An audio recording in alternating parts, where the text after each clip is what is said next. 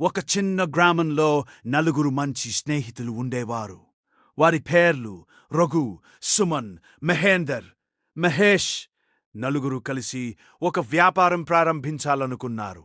దానికి కావలసిన మూలధనాన్ని 4 భాగాలుగా పంచుకొని 2 నెలల్లో అందరూ తమ వాటా తీసుకువచ్చారు. వ్యాపారం మొదలైంది. మొదట్లోనే మంచి లాభాలు రావడం ప్రారంభమైంది. 1 సంవత్సరం పూర్తయ్యేలోపే వ్యాపారం బాగా పెరిగింది. కాని ఆ లాభాలను చూసిన రఘు మనసులో ఒక చెడు ఆలోచన పుట్టింది.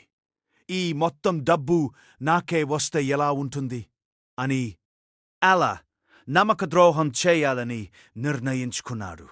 ఇదంతా గమనించిన మహేందర్, మహేష్ నిశ్శబ్దంగా తమ వాటా తీసుకుని వ్యాపారం నుండి బయటకు వెళ్ళిపోయారు.